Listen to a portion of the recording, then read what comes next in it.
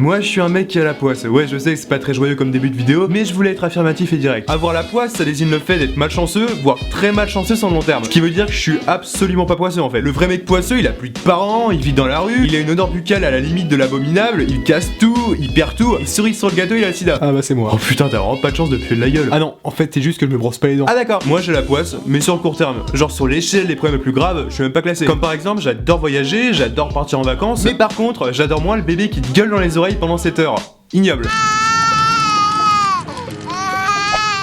Et bizarrement, j'ai l'impression que c'est toujours moi qui me le tape. À croire que les mecs qui te placent sont comme ça. Maurice Poirot. Ouf. Oh putain, il a l'air chiant lui. 0 enfant, 45 ans, s'occupe d'apporter les gobelets pour la brocante, de bouler les trous. Attends, il va où? En tôle. Ah d'accord. Bon bah, bon voyage, hein. De merde. Allez, suivant. Il y a aussi le moment où tu dois récupérer ta valise. Et là non plus, je suis pas du tout en réussite. Car soit c'est la machine qui ne fonctionne pas, donc t'attends 3 plombes avant que le mécanicien arrive, voilà. Elle a réparé la machine. Ah non. Ou soit j'ai pas ma valise. Enfin, 20 ans après tout le monde. Et c'est généralement à ce moment que tes parents, qui ont eu leur valise en premier bien évidemment, te disent: Bon allez, tu te dépêches. qu'est-ce que tu veux que je fasse? Oui bon vas-y on part. Moi j'ai la poisse avec les meufs. Je te jure à certains moments j'ai l'impression que le destin se fout de moi. Déjà que je suis pas un pro pour draguer, loin de là. Concernant la photo que tu m'as montrée tout à l'heure, c'était qui le buff à côté de ton frère? Bah c'était moi. Petite. Alors si on ajoute à ça un tue l'amour qu'on nomme le pigeon, ah là j'ai plus aucune chance. Non mais vraiment, j'ai toujours été fan de Marcel Pagnol. Oh putain. Si, hein. Pourquoi tu rigoles? Ouais c'est la merde. True story. Le pigeon c'est littéralement le pire animal. Déjà ça pue, c'est sale, et en plus de ça il te défecte dessus au plus grand des calmes. Et puis avec moi quand c'est pas le pigeon c'est la mouette. Bref, mais tu vois à ce rythme là, je me demande mais qu'est-ce que ça va donner plus tard?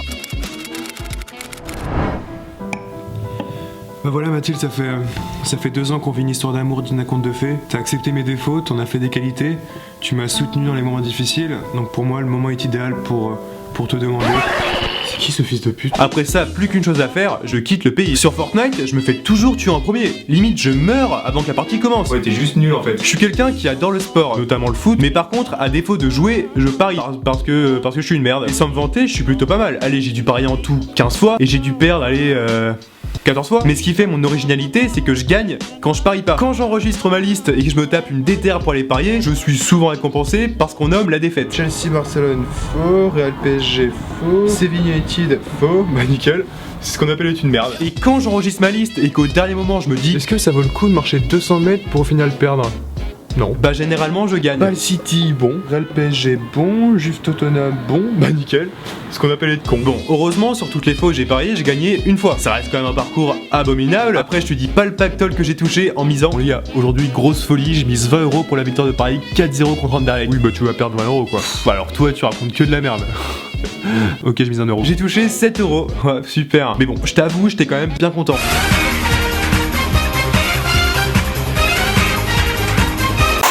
Que ce soit moi, toi ou nous, on a tous à certains moments la poisse. T'as la poisse quand t'as un vrai truc de prévu avec tes potes. Allô?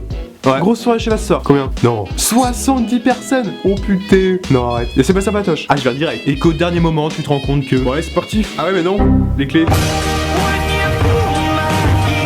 Et ça marche aussi quand tu rentres des cours. Attendre des heures devant la porte avant que tes parents rentrent du boulot, la joie ultime. T'as la poisse quand tu attends le bus, quand t'attends très très longtemps le bus, donc au bout d'un moment tu te dis: ça fait 15 minutes, c'est quoi ce bus de merde? Bon bah je crois qu'il passera pas hein. Fortnite. Ouais. Et pile au moment où tu pars, le bus passe. T'as la poisse quand au moment fatidique d'un match, 5-1, oh. Allez pareil, la télé s'éteint. Attention dessus. Non, impossible. C'est pas possible. Oh. T'as la poisse quand tu tombes sur le seul sujet que tu n'as absolument pas révisé. Alors, parlez-moi des regrets de Dubellet. Alors, c'est un poème écrit par Jonathan Dubellet, édité en 2005, dans lequel il exprime ses sentiments, enfin ses regrets concernant sa femme, qui est en fait un homme. Très bien, c'est excellent, ou des zéros. T'as la poisse quand t'as grave bien appris ton texte, comme par exemple lors d'un casting, mais qu'une fois devant le jury, grand moment de panique, tu te chies littéralement dessus. Alors, bonjour. Ah, il est excellent, on le prend direct. Personnellement, j'ai toujours rêvé de jouer dans un film, mais il est vrai que m'exprimer devant des personnes qui te scrutent comme ça, pas ouf. Mais grâce à YouTube, on m'a proposé de jouer dans une comédie intitulée, et en rapport avec l'idée du film, il lance un casting innovant pour pouvoir y participer. Donc pour tous les gens qui, comme moi, mais galèrent littéralement devant un jury, n'hésitez pas à tenter votre chance, lien de la vidéo explicative dans la description. T'as la poisse quand au supermarché, après avoir fait scanner tes 40 000 articles, ça te met carte muette. Comment ça? Donc t'es là à frotter ta carte comme un con devant toutes les personnes de la queue qui te regardent en râlant. T'as la poisse quand tu... Bon, c'est bon, tu vas pas tout citer non plus, ça devient chiant. Ah d'accord, merci d'avoir regardé cette vidéo. N'hésite pas à lâcher un gros pouce bleu, ça fait toujours plaisir. Et surtout, n'hésite pas à t'abonner à ma chaîne YouTube, ça sera encore plus cool. En tout cas, bonnes vacances pour ceux qui sont en vacances et bonne merde pour ceux qui ont repris les cours. On se retrouve quand, je ne sais pas, mais bientôt je pense pour une nouvelle vidéo. Salut!